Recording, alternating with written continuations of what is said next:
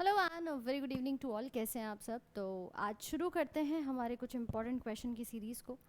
आशा करूंगी आप सभी लोग अच्छे होंगे, स्वस्थ होंगे और इसी के साथ अपनी तैयारी में बहुत अच्छे से लगे हुए होंगे, क्योंकि ये ऊर्जा ख़त्म नहीं होनी चाहिए, ये कम नहीं होनी चाहिए, अपना हौसला डगमगाना नहीं चाहिए। जब तक समय मिल रहा है उस समय का उपयोग अगर हम सही से करना जानते हैं तो हमारे रास्ते में आए हुए हर एक रुकावट को हम पार करके आगे अपनी मंजिल तक ज़रूर पहुंच सकते हैं। तो चलिए शुरू करते हैं कुछ अपने क्वेश्चंस को। अच्छा, कल एक क्वेश्चन होमवर्क में दिया था तो सबसे पहले शुरुआत करेंगे वहीं से।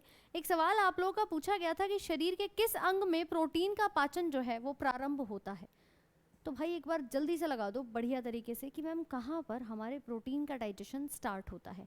डाइजेशन शुरू होने की बात कर रहा है, और जब शुरुआत की बात है तो काफ़ी स्टूडेंट्स के आंसर मुझे मिले भी थे कि अगर हम बात करें पेट से यानी कि हमारे अमाशय से, तो यहीं से हमारे प्रोटीन का पाचन जो है वो स्टार्ट होता है। आप बोलेंगे मैम पाचन तो मुख से शुरू हो जाता है, लेकिन मुख से स्टार्ट होता है हमारे कार्बोहाइड्रेट का यानी कि स्टार्च का। तो याद रखिएगा कि अगर बोल रहा है मुख से तो यहाँ पर कम से कम 30% स्टार्च जो है इसका पाचन हो जाता है, जो कि किस में बदलता है, माल्टोज में बदलता है। लेकिन अगर अमाशय की बात करेगा तो यहाँ पर हमारे जितने भी प्रोटीन्स होते हैं ये टूटना शुरू होते हैं और बदलते हैं पेप्टोन्स में, प्रोटियोज में, ठीक है। और फर्दर फिर आपकी आंत में जा कर के ये टूटना शुरू हो जाते हैं आपके अमीनो अम्ल के अंदर, अमीनो एसिड्स के अंदर। तो इसकी सबसे छोटी इकाई जो बनती है वो अमीनो एसिड्स बनती है। किसकी मदद से बनते हैं, ट्रिप्सिन की मदद से बनते हैं। आपसे पूछा जाए कौन सा एंजाइम काम कर रहा है तो भाई पेप्सिन जो है वो अमाशय में काम करता है, स्टमक में काम करता है, और आंतों में ट्रिप्सिन जो है वो कार्य करता हुआ नज़र आता है। तो आशा करूंगी प्रोटीन का पाचन कहाँ से शुरू हो रहा है ये कहानी सभी को क्लियर हो गई होगी कि स्टमक हमारा सही उत्तर हो जाएगा। क्लियर है, क्योंकि यूजुअली अगर हम बात करें तो भाई पाचन जो है वो मुख से प्रारंभ हो ही जाता है। स्पेसिफिक पूछेगा तो आपको आंसर लगाना है। एक सवाल और बनता है कि सबसे ज़्यादा अवशोषण, मैक्सिमम एब्जॉर्प्शन कहाँ होता है। तो आप बताएंगे कि ये हमारी इंटेस्टाइन यानी कि आंतों में दिखाई देता है। इंटेस्टाइन के अंदर स्मॉल इंटेस्टाइन वाले भाग में, जिसका नाम है इलियम, ठीक है। यहाँ क्या होता है, सर्वाधिक अवशोषण नजर आता है।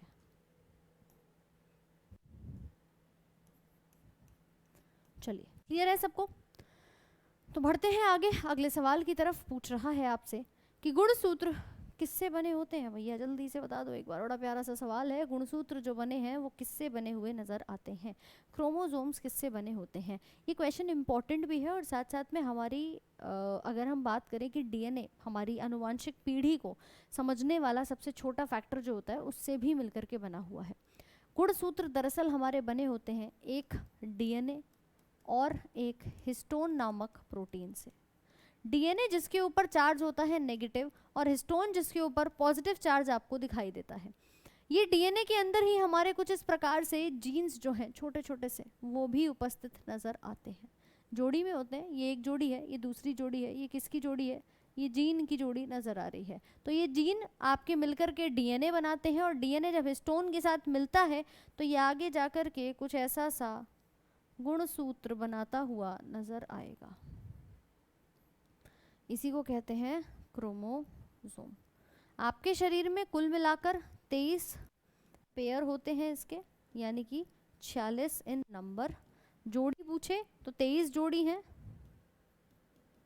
और संख्या में पूछे तो 46 की संख्या यहाँ पर नज़र आती है। उन 46 में से भी 22 ऐसे होते हैं जो हमारे ऑटोजोम्स होते हैं, 22 जोड़ी ऐसी होती हैं जो शरीर के लिए काम करती हैं, और एक पेयर ऐसा होता है जो हमारे सेक्स डिटर्मिनेशन में मदद करेगा कि या तो एक्स एक्स है या एक्स वाई है। इन्हीं को हम नाम दे देते हैं एलोजोम। क्या नाम देते हैं, एलोजोम नाम देते हैं। सो आंसर क्या हो जाएगा, डीएनए और प्रोटीन हमारा सही हो जाएगा। एक डीएनए पाया जाता है और साथ साथ में हिस्टोन नामक प्रोटीन पाया जाता है, गोलाकार होता है, उसके ऊपर बेसिकली डीएनए का धागा जो है वो लिपटता हुआ नजर आता है। राइट, आ जाओ। कह रहा है मेल्स के लिए कौन सा क्रोमोसोम जिम्मेदार है, अभी चर्चा करी थी कि भैया क्रोमोसोम्स की जिम्मेदारी होती है, वो पूछ रहा है कि मेल के लिए कौन सा क्रोमोसोम रिस्पॉन्सिबल माना जाता है। एक्स ओ एक्स वाई एक्स एक्स क्या है यहाँ पर हो जाएगा। तो आपको पता है कि मैम दो मुख्य होते हैं, एक फीमेल के लिए, और फीमेल के लिए जो सिंबल आता है वो हम ये वाला इस्तेमाल करते हैं। यहीं अगर मेल की बात करेगा तो एक्स वाई के लिए आप ये सिंबल जो है इसका इस्तेमाल करोगे, ये होता है पुरुष के लिए और ये होता है महिला के लिए।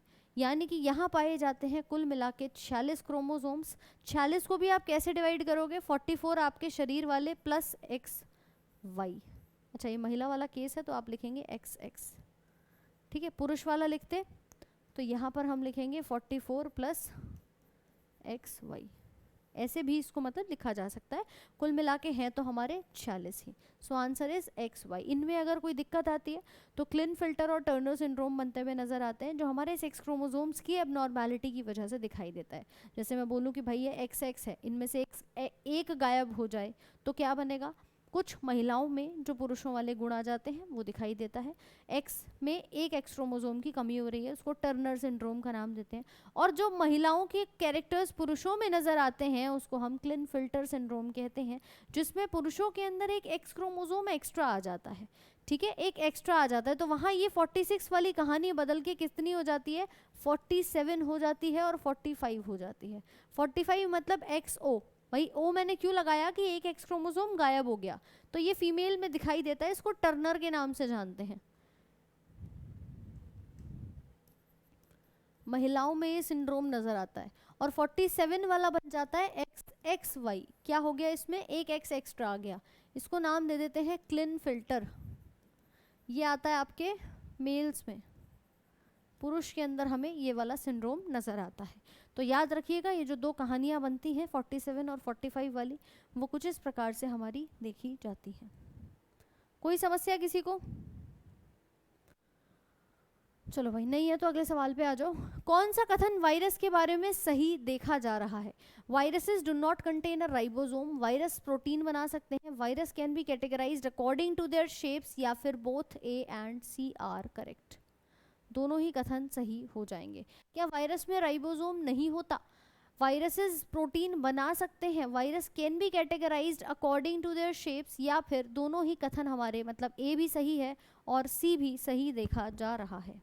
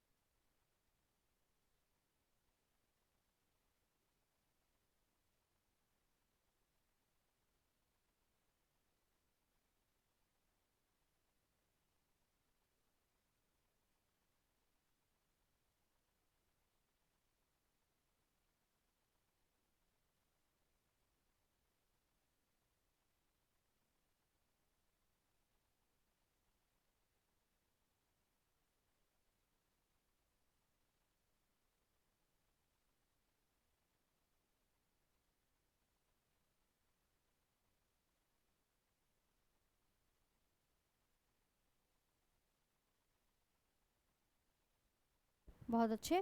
तो हमारे दोनों ही स्टेटमेंट्स यहाँ पर क्या हो जाएंगे, करेक्ट हो जाएंगे। इनके पास कोई राइबोसोम नहीं होता, बिल्कुल सही। ये प्रोटीन बना सकते हैं, अब जब राइबोसोम ही नहीं है तो भाई प्रोटीन कैसे बनाएंगे। वायरसेस के अंदर एक प्रोटीन कोट होता है but they do not make a protein, right. तो ये बात आपकी यहाँ पर हो जाएगी कि प्रोटीन नहीं बनाते हैं। बाकी इनकी शेप की तरह इनको यहाँ पर रिकॉग्नाइज किया जा सकता है, तो हमारा डी ऑप्शन बिल्कुल सही हो जाएगा। अगला बताओ, a virus can spread through contaminated food और वाटर। आपने दूषित खाना पानी खा लिया, टच से, कफिंग से, या इन सभी से एक वायरस कैसे फैल सकता है? वायरस लगभग आपके हर प्रकार से फैल सकता है।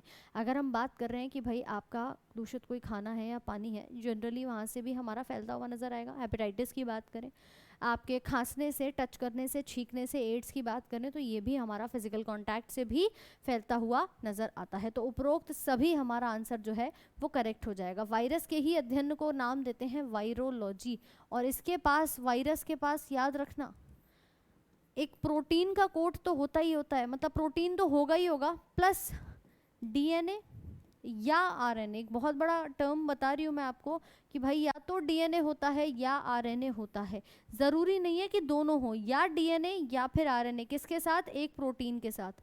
तो याद रखिएगा केवल एक की ही उपस्थिति दिखाई देती है, दोनों किसी में नहीं होता है। तो सिंगल स्ट्रैंडेड आरएनए होगा, double stranded RNA, single stranded DNA.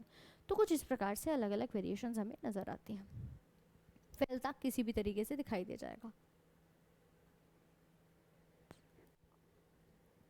A virus is made up of a DNA and a plasmid, DNA और RNA genome inside a protein shell, जिसे हम क्या कहते हैं? कैप्सिड, होस्ट, एनवलप या ज़ॉम्बीज। क्या नाम दिया जाता है एक वायरस को जो कि एक प्रोटीन शेल के अंदर डीएनए और आरएनए के साथ उपस्थित होता है? ठीक है, तो उसको हम क्या नाम देते हैं? उसी को हम एक कैप्सिड का नाम दे देते हैं। क्या नाम देते हैं भाई? कैप्सिड का नाम देते हैं। कह रहा है कि एक वायरस के पास अंदर एक प्रोटीन तो है ही है, प्लस इधर डीएनए है और आरएनए। तो डीएनए आरएनए तो इसका जेनेटिक कॉन्स्टिट्यूशन है, लेकिन अंदर की तरफ इसके पास कुछ ऐसी कोटिंग नजर आएगी जिसको हम कैप्सोमियर्स या कैप्सिड के नाम से यहाँ पर जानते हैं। होस्ट वो होता है जिसके शरीर में ये वायरस जाता है। भाई वायरस का काम क्या है? किसी दूसरे की बॉडी में जाएगा और वहाँ पर अपनी लाइफ साइकिल को बढ़ावा देता है। बाहर तो ये सर्वाइव नहीं कर सकता, बाहर तो ये नॉन लिविंग होता है। तो वायरसेस ना तो जीवित होते ना मृत होते। जब बॉडी में जाएंगे, किसकी बॉडी में? किसी भी होस्ट की बॉडी में, तो ये लिविंग हो जाते हैं, तो ये जीवित हो जाते हैं। अदरवाइज ये क्या होते हैं? नॉन लिविंग दिखाई देते हैं। सो उस शेल को कैप्सिड का नाम हम यहाँ पर देते हैं। प्रोटीन का कैप्सिड का नाम यहाँ पर दिया जाता है। ठीक है, ओके नेक्स्ट क्वेश्चन बताइए। हेपेटाइटिस एक बीमारी है जो एक बीमारी के लिए सामान्य शब्द जो निम्न के कारण होता है। हेपेटाइटिस किसके कारण होता है? सिंपली आपसे ये बात पूछना चाह रहा है। तो हेपेटाइटिस जो होता है ना, ये एक अकेले तरीके का नहीं होता। अब इसको ज़रा जल्दी से नोट कर लो। हेपेटाइटिस ए, बी, अलग अलग टाइप से दिखाई देता है, लेकिन ये होता किससे है? तो भाई याद रखना, ये आपके वायरस के द्वारा होता हुआ नजर आता है। किससे? हेपेटाइटिस का अपना वायरस हमको यहाँ पर उत्पन्न नजर आता है, जिससे ये हमारा फैलता हुआ दिखाई देगा। हेपेटाइटिस आपके इन्फेक्शन करा सकता है आपकी आंतों के अंदर भी। हेपेटाइटिस जो है वो आपके ब्लड में भी इन्फेक्ट करता हुआ नजर आता है। इसका वायरस जगह जगह फैलता हुआ आपको दिखाई देगा। ब्लड सीरम में भी ये फैलता हुआ और इसकी ग्रोथ होती हुई नजर आ जाती है। अगला कह रहा है which is not an example of carbohydrate. कौन सा एक कार्बोहाइड्रेट का उदाहरण मुझे देखने को यहाँ पर नहीं मिल रहा है? पूछ रहा है माल्टोज, फ्रक्टोज, ग्लाइकोजन या glycine which is not an example of carbohydrates. देखिए यूजुअली हम लोग मेजॉरिटी थ्योरी जो है वो कवर कर चुके हैं। आप सबने मेरे साथ प्रॉपरली थ्योरी को पढ़ा है। थ्योरी पढ़ने के बाद अगर सवाल नहीं हो रहे, तब भी अगर गलतियाँ कर रहे हो, तो यही मौका है। आपके एमटीएस एग्ज़ाम को सितंबर में स्टार्ट, लगभग आपका सितंबर में स्टार्ट हो जाएगा, लेकिन अगर तुम अभी से मॉक टेस्ट लगाना शुरू नहीं कर रहे हो तो भाई बहुत बड़ी समस्या है। कम से कम अपने मॉक टेस्ट को ऐसा पक्का कर लो कि गलतियां तुम्हारी सुधर जाए। अब भी अगर तुम कह रहे हो maltose, answer is option number D, D यानी कि ग्लाइसिन। ग्लाइसिन क्या है? ग्लाइसिन एक प्रकार का अमीनो एसिड है। टोटल मिला के 20 अमीनो एसिड होते हैं, जिसमें से कि ग्लाइसिन आपका एक है। Glycine, glutamine, glutamic acid, asparagine, aspartic acid, बहुत सारे होते हैं।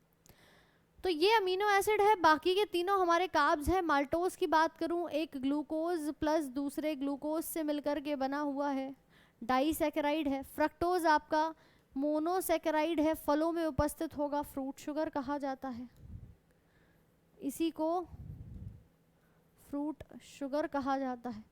और ग्लाइकोजन की बात करूं तो एक पॉलीसैकेराइड है, बहुलक है, जो आपके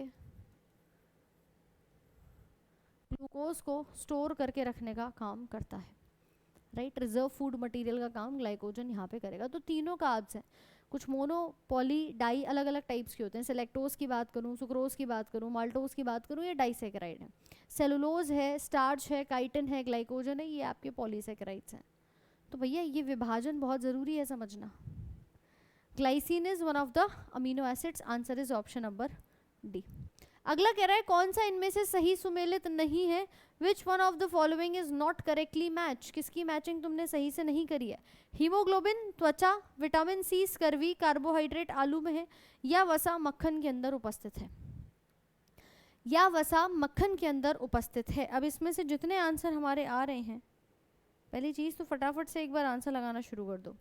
आपसे कह रहा है हीमोग्लोबिन स्किन, तो मैं पढ़ते ही पहले दिमाग में आना चाहिए कि मैम हीमोग्लोबिन तो ब्लड में होता है, स्किन कहाँ से ले आया, स्किन का कोई पिगमेंट थोड़ी है। सो ऑप्शन नंबर 1 ही मेरा क्या है, सही से सुमेलित नहीं है। हीमोग्लोबिन ब्लड में होता है, त्वचा हमारी स्किन के अंदर कोई पिगमेंट के तौर पर थोड़ी काम कर रहा है। विटामिन सी की कमी से होने वाला रोग है स्कर्वी। आलू के अंदर अगर मैं बात करूँ तो शर्करा है, आपके कार्बोहाइड्रेट है, और बटर के अंदर भी फैट नजर आता है। तो बाकी सब सही है,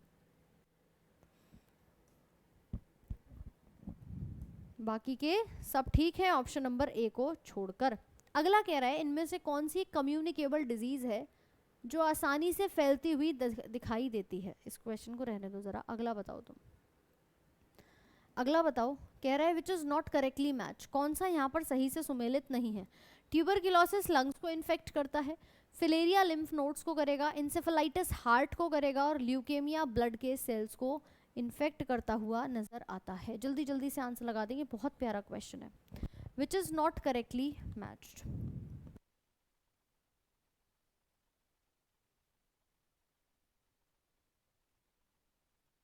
बहुत बढ़िया। नॉट पूछा है, नॉट। दरअसल हम भावनाओं में बह जाते हैं और नॉट वाले वर्ड को भूल जाते हैं। नॉट मतलब मैम नहीं का कहानी पूछ रहा है। ट्यूबरक्लोसिस डेफिनेटली फेफड़ों की आपकी रेस्पिरेटरी डिजीज है, श्वसन तंत्र को प्रभावित कर रही है। फिलेरिया जो हम कहते हैं हाथी पांव हो गया, फिलेरिएसिस हो गया, एलिफेंटियासिस हो गया, आपके जो पैर हैं वो सूज करके हाथी के बराबर हो जाते हैं, तो वहाँ हमारे लिम्फ नोड्स में स्वेलिंग आ जाती है। यही अगर बात करूँ आपके ल्यूकेमिया के बारे में, तो ये ब्लड सेल क्या ब्लड कैंसर यहाँ पर कहा जाता है, ठीक है। ये रक्त का कैंसर होता है जिसे हम ल्यूकेमिया कहते हैं। लेकिन ये जो रोग इंसेफेलाइटिस हार्ट के लिए कह रहा है ना, ये बिल्कुल सही से सुमेलित नहीं है, इसकी मैचिंग सही नहीं है। क्यों नहीं है? क्योंकि मैम ये हृदय पे प्रभाव नहीं डालेगा, ये ब्रेन पे प्रभाव डालेगा। ये ब्रेन का एक आपके मस्तिष्क का रोग दिखाई देता है जिसमें हमारी नर्वस सिस्टम को प्रभावित करने की क्षमता देखी जाती है। तो याद रखेंगे ये आपका हार्ट को नहीं, इंसेफेलाइटिस, इंसेफेलो वर्ड आता ही किसके लिए है, ब्रेन के लिए आता है। याद रख लेना, इंसेफेलो लिखा है या इनसेफेलिक लिखा है, ये सब वर्ड किसके लिए आ रहे हैं मैम, ये ब्रेन के लिए आ रहे हैं, मस्तिष्क के लिए आ रहे हैं। क्लियर है कहानी? सो ऑप्शन नंबर सी हमारा सही हो जाएगा। बोलो कोई समस्या? आते हैं अगले सवाल पे। बीमारियां तो पढ़ लेते हैं, लेकिन बीमारियां पढ़ने में जब तक हमें ये नहीं पता होगा कि ये किस अंग को प्रभावित कर रही है, भाई कैसे काम चलेगा यार। अगला बताओ, किसमें प्रति ग्राम प्रोटीन की मात्रा सर्वाधिक है, मूंगफली, सोयाबीन, सेब या गेहूं? बच गया क्या कोई इस क्वेश्चन से? यूं बताओ, कोई बच गया हो? मैम एमटीएस में सवाल ऐसा आ सकता है कि नहीं आ सकता? हर तरह से पूछ सकता है तुमसे, बेसिक से बेसिक सीजीएल के लेवल पे तुमसे इतने सरल सवाल पूछे जा रहे हैं प्रीलिम्स में जस्ट पास करने के लिए, तो एमटीएस में क्या पूछेगा भाई, है? Soybean is the right answer. Soybean के बाद सेकंड नंबर पे आती है मूंगफली, ठीक है, ये आपका फर्स्ट है, करेक्ट। आ जाओ, which one of the following have alpha carotene as protein? किसके पास अल्फा केराटिन प्रोटीन जो है वो पाया जाता है? अल्फा केराटिन रक्त में है, अंडों में है, स्किन में है, या फिर वूल में पाया जाएगा? Which have alpha keratin as a protein component? Which has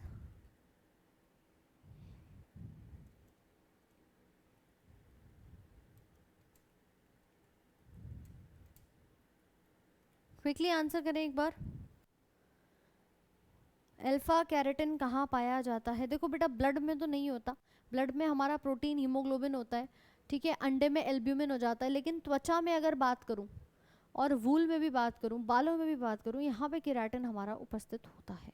तो अगर आप बात करें, आपके नाखून हैं, बाल हैं, इन सब के अंदर हमारे केराटिन नाम के प्रोटीन की आवश्यकता देखी जाती है। जब हम कहते हैं बालों में केराटिन ट्रीटमेंट करा रहे हैं, वूल के अंदर भी होता है, स्किन में भी होता है, बालों में भी होता है, तो तीनों ऑप्शन हमारे क्या हो जाएंगे, सही हो जाएंगे। तो अल्फा वाला जो केराटिन होता है वो हमारा पाया जाता है हमारी त्वचा के अंदर। अगला कह रहा है मशरूम क्या है? मशरूम कोई फंगस की वैरायटी है, मशरूम कोई फ्लैशी फ्रूटिंग बॉडी है, या छोटे छोटे शेड में और प्लॉट में उगाए जाने वाला है, या इनमें से सभी हैं? आप सबने लगभग मशरूम जो है वो खाए होंगे, नहीं खाए होंगे तो मैडम देखे तो ज़रूर होंगे, है ना? कुछ नहीं है तो इसके पिज़्ज़ा का नाम तो ज़रूर सुना होगा कि आजकल बहुत ज़्यादा आपके मशरूम पिज़्ज़ा जो हैं वो चल रहे हैं। ठीक है, मशरूम पिज़्ज़ा जो है वो बहुत ज़्यादा चल रहे हैं। कुछ इस प्रकार से आपका ये स्ट्रक्चर जो है वो हमें दिखाई देता है। दरअसल ये मशरूम दिखने में आपको प्लांट दिखता है, आप बोलोगे कि भाई ये क्या है, ये एक प्रकार का पादप है, बट नहीं, ये पादप नहीं है। याद रखेंगे ये क्या है, ये एक प्रकार की कवक है।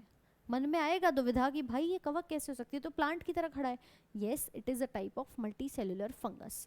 सो आप बोलेंगे एक फंगस की वैरायटी है, छोटे छोटे शेड में भी उगता है, खाने वाला योग्य भी है, तो डी ऑप्शन हमारा क्या हो जाएगा, सही हो जाएगा। ये किसके अंदर आता है, फंगस के अंदर आता है, कवक के अंदर ये यहाँ पर आता है। और साथ ही साथ में यही मशरूम्स हमारे मल्टी सेलुलर होते हैं, याद रखना, बहुकोशिकीय दिखाई देते हैं, मल्टी सेल्यूलर नजर आते हैं। करेक्ट, क्योंकि फंगस यूनिसेलुलर भी होती है, कुछ एकल कोशिकीय भी होती है, जैसे हम खमीर की बात करते हैं, जैसे कि हम खमीर की बात करते हैं। चलिए अगला पूछ रहा है फायर एक्सटिंग्विशर के तौर पे आप कौन सी गैस का इस्तेमाल करते हैं? Which gas is safe and an effective extinguisher for all the confined fires? Nitrogen dioxide, carbon dioxide, sulphur dioxide, या नाइट्रस डाइऑक्साइड, या फिर नाइट्रस डाइऑक्साइड? जल्दी से बताएंगे एक बार, कौन सी गैस हमारी मतलब फायर एक्सटिंग्विशर की तरह काम करती है? जैसे ऑक्सीजन हेल्प करती है ना बर्निंग में, ऐसे ही carbon dioxide is used as a fire extinguisher. Nitrous oxide जो आप बोल रहे हो, N2O की जब हम बात करते हैं, ये एक प्रकार की लाफिंग गैस है, लाफिंग गैस है। ठीक है, नाइट्रस ऑक्साइड। नाइट्रोजन डाइऑक्साइड आपके एसिड रेन में काम करेगी, एसिड रेन में, अम्लीय वर्षा में SO2 और NO2 ये इनकी उपस्थिति दिखाई देती है। तो भाई याद रखेंगे CO2 हमारा आंसर यहाँ पर एकदम क्लियर हो जाएगा। देखो जितने भी आप में से साथी भाई बंधु ऐसे हैं जो तैयारी कर रहे हैं प्रॉपरली, जो प्रॉपरली तैयारी कर रहे हैं, आप सबसे एक ही चीज़ कहना चाहूँगी, डेली आपका ऐसा ही सेशन आपको मिलने वाला है, रोज़ रात 8 बजे। लेकिन आपने एक काम ज़रूर करना है, देखो दो, एक तो होता है रिविजन और दूसरा होता है मॉक टेस्ट। आपको नहीं पता एग्जाम लेंदी आ रहा है, टफ आ रहा है, सिंपल आ रहा है, आपका टाइम मैनेजमेंट हो रहा है नहीं हो रहा, तुम सोचो मैं तो सब पढ़ के जा रहा हूँ, मैं एग्जाम सेंटर पे लगा दूंगा, क्या दिक्कत है, सारे सवाल कर दूंगा। बेटा नहीं पता तुम्हें। याद रखना कि कभी भी आप इस अंधविश्वास में नहीं जी सकते कि मैम मैं खुद करके आ जाऊँगा। प्रैक्टिस ही इंसान को सशक्त बनाती है, उसको जागरूक करती है। अगर आप प्रैक्टिस नहीं करोगे तो हो सकता है कि आप मेहनत तो कर रहे हो, लेकिन वो मेहनत तुम्हारी कहीं कुछ नंबरों से चूक जाए, क्योंकि तुम्हारे बराबर वाला बहुत बढ़िया तरीके से मेहनत कर रहा है, तुमने भी उतनी पढ़ाई करी है, लेकिन वो मॉक टेस्ट भी लगा रहा है। सो मॉक टेस्ट लगाओ, अंदाज़ा देखो कि भैया कितने नंबर बैठ रहे हैं, क्या उतने समय में पूरा पेपर कर पा रहे हो, पढ़ भी पा रहे हो कि नहीं पढ़ पा रहे हो, तब जाके कुछ फैसले पे आना कि हाँ निकाल लूँगा, है ना, इस बार नहीं अगली बार निकल जाएगा। तो ये डिसीजंस तब लिए जाते हैं जब आपको ये बात पता हो कि मैम हम मॉक टेस्ट भी रेगुलरली लगा रहे हैं, हमने रिवीजन भी किया है, हम अपनी गलतियों पर भी, आपने कहा मैम मॉक टेस्ट में से 100 सवाल लगाए थे, 100 में से 20 गलत हो गए, कहाँ गलत हुए हैं वो 20, यही तो पता करना है। ये 20 की गलती कहाँ हुई है, किस चैप्टर से हुई है, किस क्वेश्चन में हुआ है, कौन सा टॉपिक है, go and find it out. ये नहीं पता करोगे तो कैसे काम चलेगा, कब तक इस चीज़ के पीछे बैठोगे कि नहीं एग्जाम में दे आऊँगा। अरे एग्जाम में तो डायरेक्ट दे ही आओगे, लेकिन ये कोई तुम्हारा रिटन पेन पेपर वाला टेस्ट नहीं है जहाँ तुम्हारे पास प्रॉपर टाइम हो कि भाई 3 घंटे मिल रहे हैं, हो जाएगा। समय बहुत कीमती है, समय को ही उपयोग अभी करना है और वही पेपर में करना है। सो प्रैक्टिस करो, मॉक टेस्ट ज़रूर से लगाओ जो नहीं लगा रहे हैं। चलिए आंसर आ रहा है, hay fever is an allergic reaction to the presence of the following in the air. Hay fever की बात कर रहा है, ये हे फीवर किसकी वजह से होता है? तो याद रखना, दरअसल हमारे पॉलन हो, डस्ट हो, स्मोक हो, लगभग इन सब के द्वारा कुछ ना कुछ एलर्जीज होती हुई दिखाई देती हैं। तो हे फीवर हमारे पॉलन ग्रेन से होता है। सूरजमुखी के ऊपर जो हमारे छोटे छोटे कण होते हैं उनको हम कहते हैं कि पीले पीले पॉलन ग्रेन्स उपस्थित हैं, पराग कण उपस्थित हैं। वही पराग कण एलर्जीज भी कराते हुए दिखाई देते हैं। धूल का पोल्यूशन है, किसी को स्मेल से एलर्जी है, किसी को धुएं से एलर्जी है, तो ये एलर्जीज भी हमारी ऐसे ही कुछ इस प्रकार की एलर्जी बन जाती है, जैसे हम हे फीवर का नाम यहाँ पर देते हैं। साथ ही साथ एलर्जी के लिए एक वर्ड आता है जिसको हम हिस्टामीन का नाम देंगे, और जितनी भी दवाइयाँ एलर्जी के विरोध में काम करती हैं उनको एंटी हिस्टामीन कहा जाता है।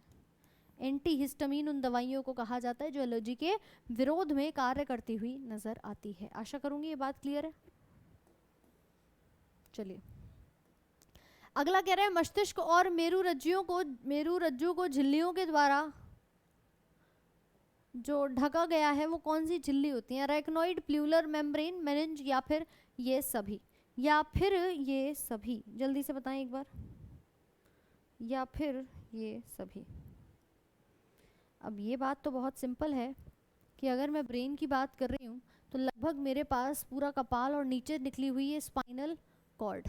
इस कपाल के ऊपर कुछ झिल्लियाँ पाई जाती हैं जिन्हें हम कहते हैं मेनिंज। और ये मेनिंज कितने प्रकार की होती है? ये 3 होती हैं। इसमें आती है ड्यूरा मैटर, अरेक्नोइड व पाया मैटर। ठीक है, तो जब हम बात मेनिंज की कर रहे हैं तो बेटा यही मेनिंज होते हैं जो कि हमारे ब्रेन और हमारे मस्तिष्क और हमारे कपाल के बीच में उपस्थित होती है। तो आउटर लेयर क्रेनियम की होगी, उसके बीच में 3 झिल्लियां उपस्थित होती हैं जिन्हें हम मेनिंज की बात करते हैं। Answer is option number C. Pleural membrane जो होती है हमारी प्लूरल, वो हमारे फेफड़ों के ऊपर, हमारे लंग्स के ऊपर उपस्थित होती है। और अरेक्नोइड अगेन एक इसी का पार्ट, मेनिंज का ही पार्ट हमको नजर आ रहा है। हाँ, निश्चित तौर पे एक मेनिंज का ही हिस्सा होता है।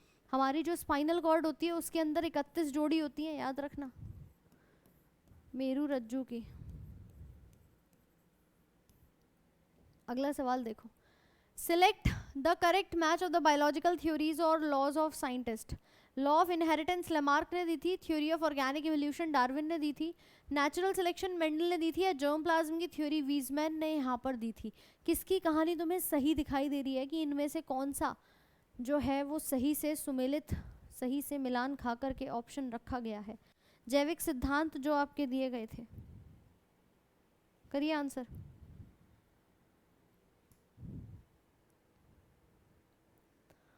देखो इनहेरिटेंस की बात करेंगे तो लेमार्क ने नहीं दिया था भाई, लेमार्क ने नहीं दिया था। इनहेरिटेंस की थ्योरी हमारी दी थी मेंडल ने, ठीक है, हमारे मटर वाले अंकल, इन्होंने काम किया था आपके आनुवंशिकी के ऊपर।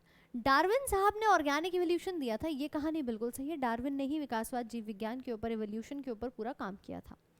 मेंडल साहब फिर कह रहा है नेचुरल सिलेक्शन, नहीं भाई नेचर सिलेक्ट करती है, ये कहानी भी इन्होंने नहीं कही थी। ये कहानी भी हमारे डार्विन साहब कह के गए थे कि नेचर जो है वो प्राकृतिक सिलेक्ट करती है, सर्वाइवल ऑफ द फिटेस्ट होता है। फिर लेमार्क ने फर्दर इन थ्योरीज को एक्सपेंड किया था। और जर्म प्लाज्म की थ्योरी भी हमारी इसके द्वारा नहीं दी गई थी। ऑर्गेनिक इवोल्यू अच्छा सॉरी ऑर्गेनिक इवोल्यूशन है। ऑर्गेनिक इवोल्यूशन जो है वो हमारा डार्विन साहब ने नहीं दिया था। ऑर्गेनिकली और नॉन ऑर्गेनिक दो अलग अलग तरीके से, क्योंकि जब पहले इवोल्यूशन की बात आई थी तो बेटा वहाँ पर बहुत सारे ऐसे कि टी शर्ट रख दो पसीने वाली तो उसमें से मक्खी मच्छर बन जाएंगे, चूहा बन जाएगा, ये कहानी आई थी। फिर ऑर्गेनिक कुछ कंपाउंड्स को बनाया था, वहाँ स्टेनले और मिलर आए थे और यूरे आए थे, उनके एक्सपेरिमेंट के द्वारा ऑर्गेनिक चीज़ें, प्रीबायोटिक सूप जो है वो बन के हमारा तैयार हुआ था। इवोल्यूशन जो है वो पूरा डार्विन साहब ने यहाँ पर दिया था, लेकिन ऑर्गेनिक वर्ड का इस्तेमाल गलत है। जर्म प्लाज्म की थ्योरी किसने दी थी? वीजमैन साहब ने यहाँ पर दी थी। तो हमारा ऑप्शन नंबर डी यहाँ पर क्या हो जाएगा? एकदम सही हो जाएगा। क्या ये बात सबको क्लियर हो रही है? तो डी ऑप्शन हमारा क्या हो जाएगा? सही हो जाएगा। सही कह रहे हो। अगला कह रहा है निम्न में से कौन विटामिन सी का सबसे समृद्ध स्रोत माना गया है? Which is the richest source of vitamin C? अमरूद, पाइनएप्पल, ऑरेंज या फिर टमाटो? और ये सुनहरा सा सवाल आज का तुम्हारा होमवर्क क्वेश्चन रख लेते हैं, देखते हैं किस प्रकार से आंसर लगाएंगे। Ma'am this is our homework question.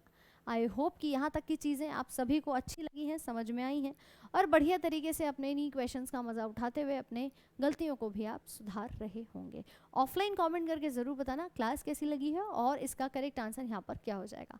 Till then have a very good night. Thank you so much.